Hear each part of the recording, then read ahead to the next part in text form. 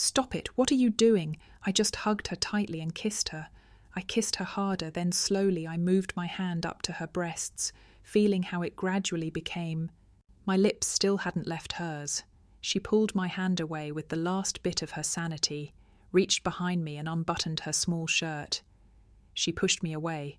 "You're going too far. Stop now." Welcome to our channel.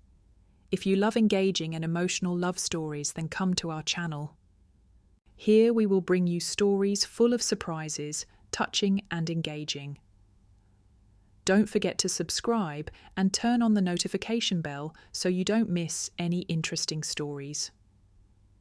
In today's video, we would like to present to you a story called The Maid, narrated by Jane. Please watch. On Saturday afternoon, it rained heavily, making my face dark. It usually rains in the afternoon at this time of year. Every time it rains, the water is always flowing, there is thunder and lightning, and then the wind blows continuously. On the weather forecast program, people often announce that these are very unusual rains. The first rain of the season often makes the weather worse and more dangerous. The heavy rain was like a little water pouring down on the road, making people feel like they are drowning in the storm. The night also fell faster because of that.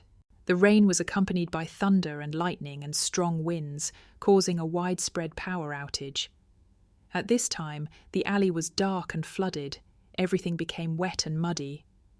My housekeeper lit a candle, served me dinner, then put on her raincoat and prepared to go home. Looking at her like that, a woman in the rain and wind at night, I felt so sorry for her. I told her, "Be careful on the road. This heavy rain is very dangerous. Why don't you wait a bit, see if it stops? Then it's safer to go." I suggested that, but she must be impatient, rushing home early every afternoon. At home she has a child less than a year old waiting for her. Her husband died in an accident. Now she is a widow, raising a small child alone. Every time she went to work, she had to leave her child at her mother's house early in the morning, and in the afternoon, she just wanted to finish work quickly so she could return to her child.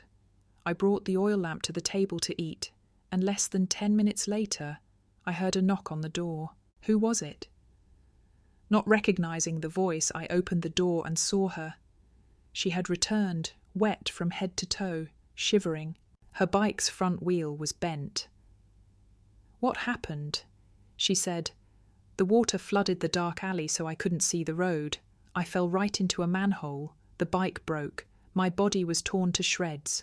One shoulder was exposed. Luckily, if I had been swept down the manhole, I wouldn't have known where to go." She quickly went to the back room to change her shirt, but the torn shirt was stuck to her skin.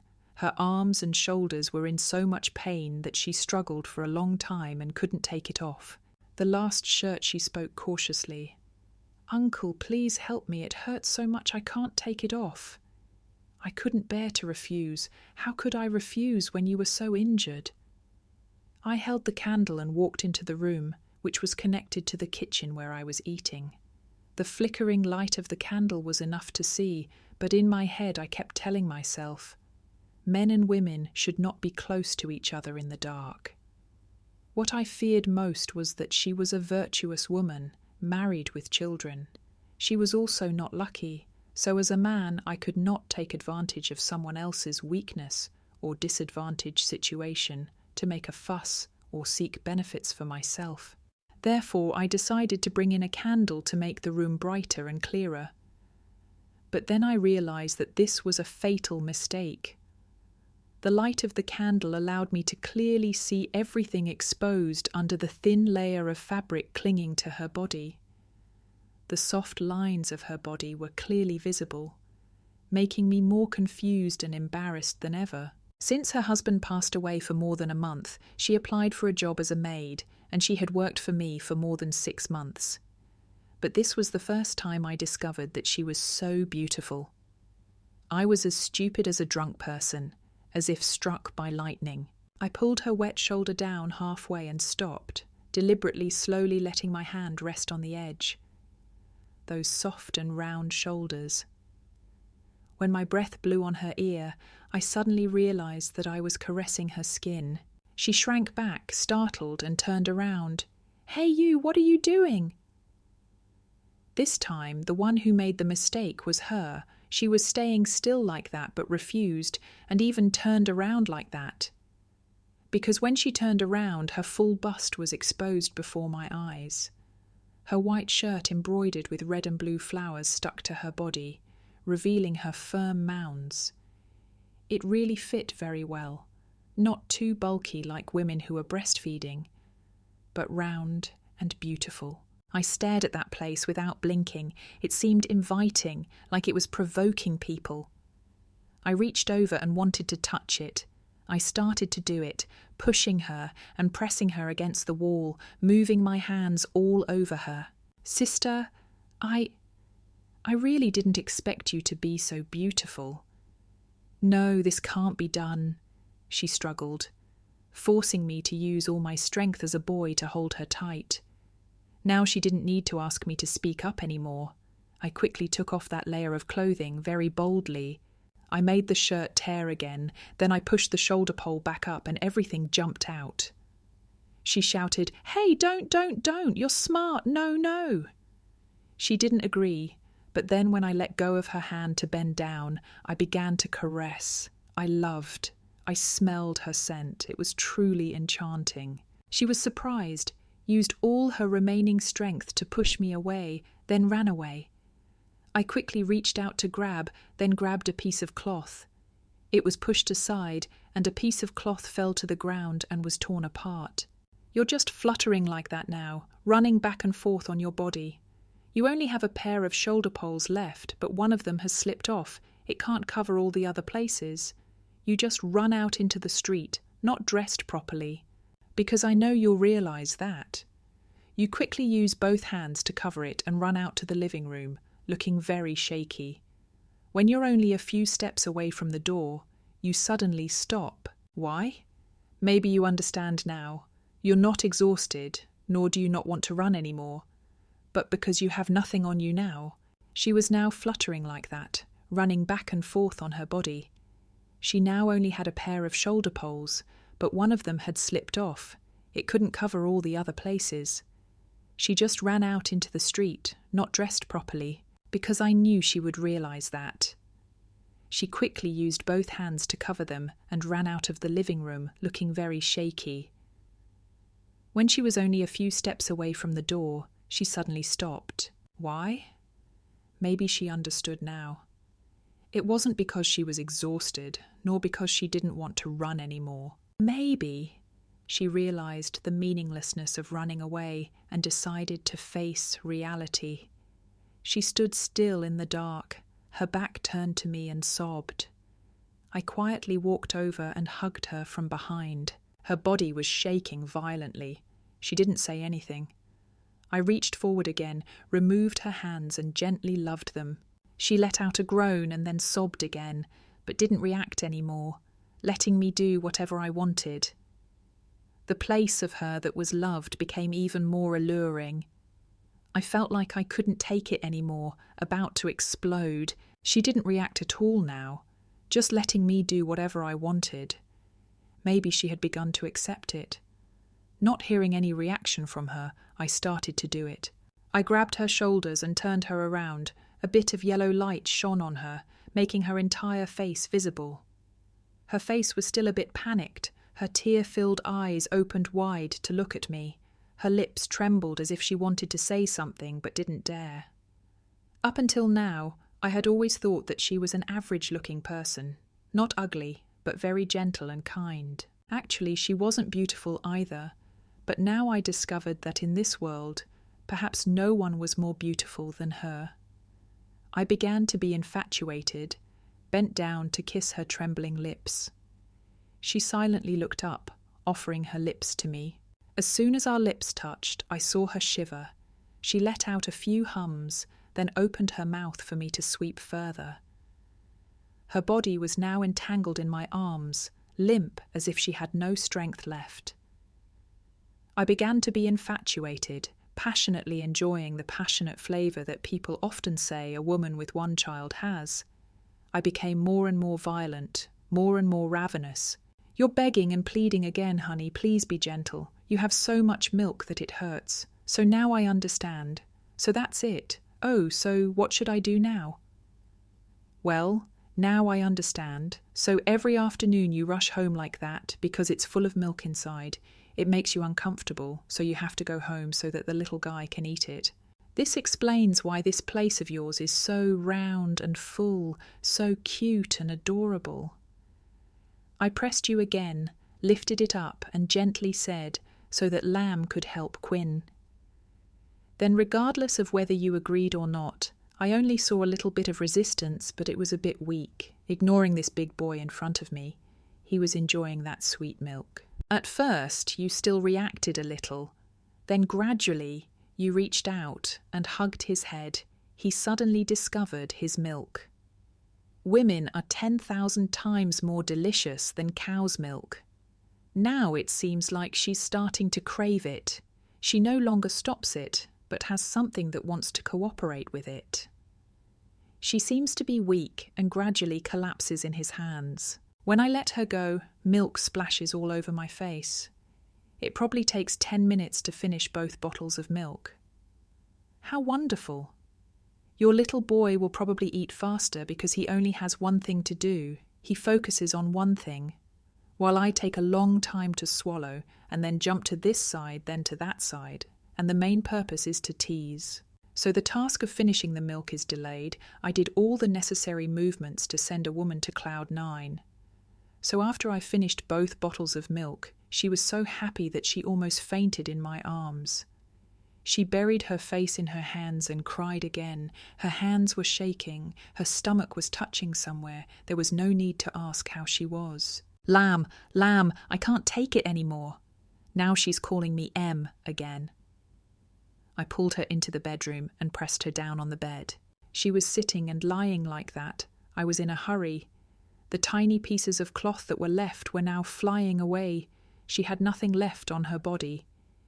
Even though there was a power outage in the room, it was pitch black. But if I needed anything, I could still tell where something was, without a single mistake in the dark. I felt the softness. It was as warm as velvet. It really had a warmth that made people want to bury themselves in it forever and not want to come out.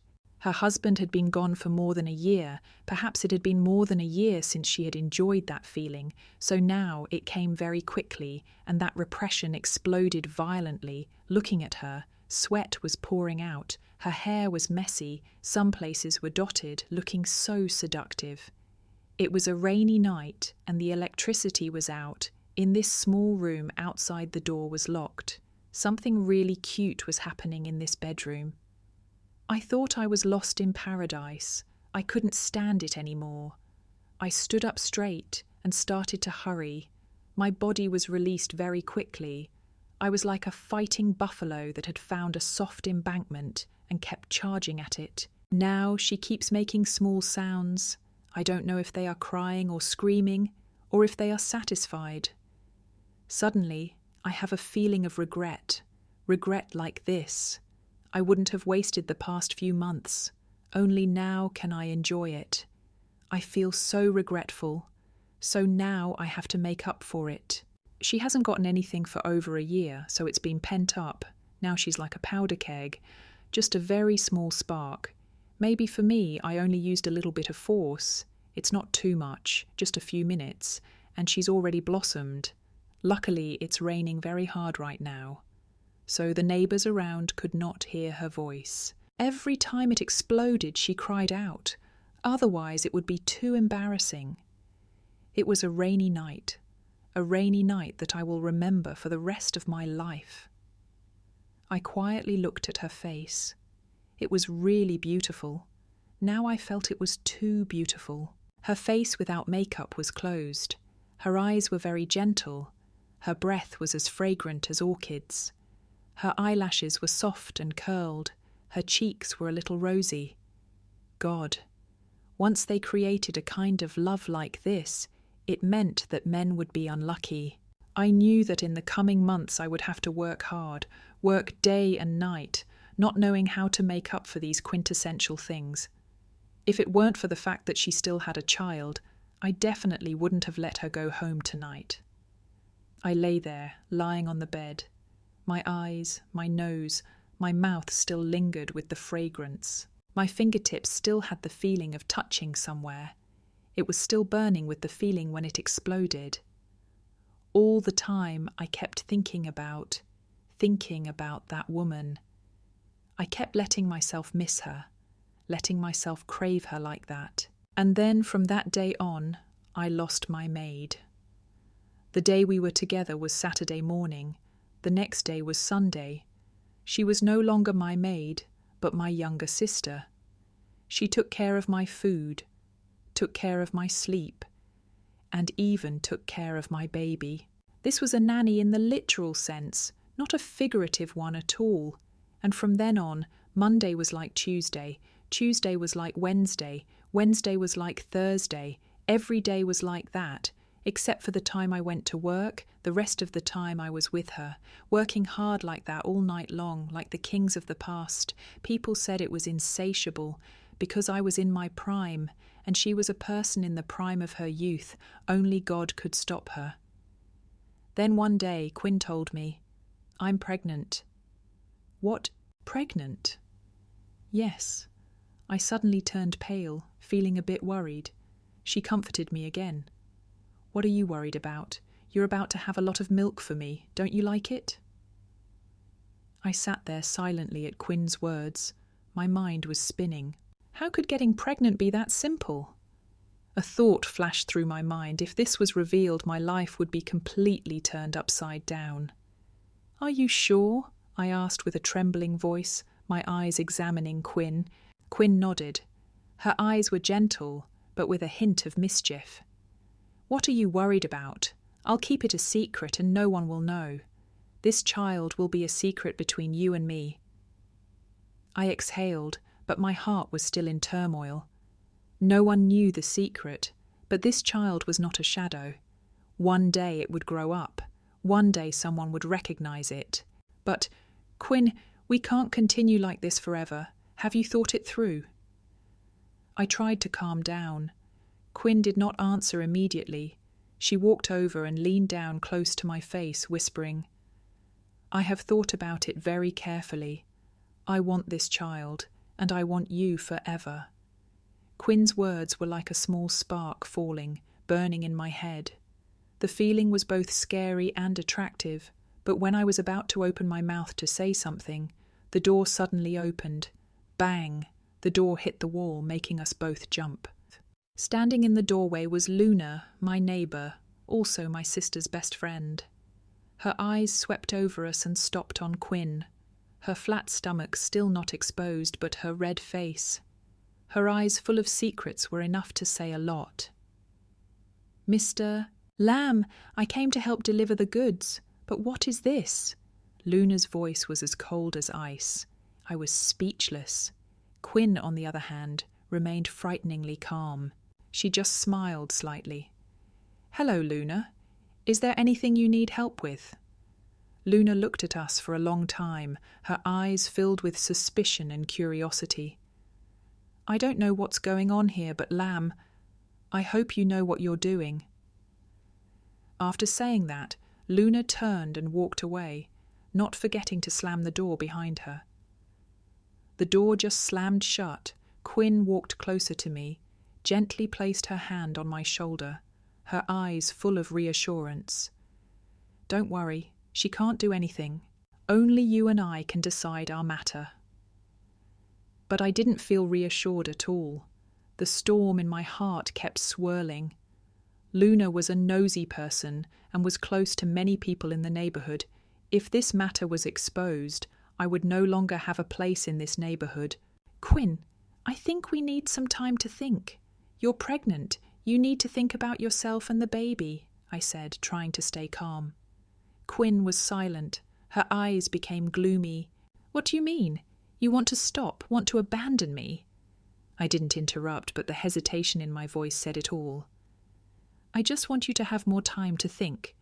This child will change everything, do you understand? Quinn smiled faintly, a smile mixed with bitterness.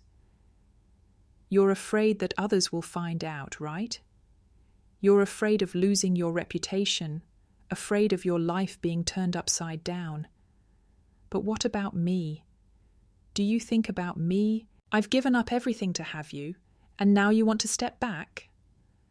I bowed my head, unable to say a word. In my heart, the struggle continued. Quinn was right, but the fear was right too. I wasn't ready to face the price. I need time, and maybe you don't either. Quinn finally spoke, her voice tired. I won't force you, but if you're not sure about us, don't try to hold on. Quinn stood up, her eyes flashing with determination. She grabbed her bag and walked out the door, not forgetting to turn back and say, If you truly love me, you'll find me. But if not, don't try. I'll raise the child on my own. The door closed.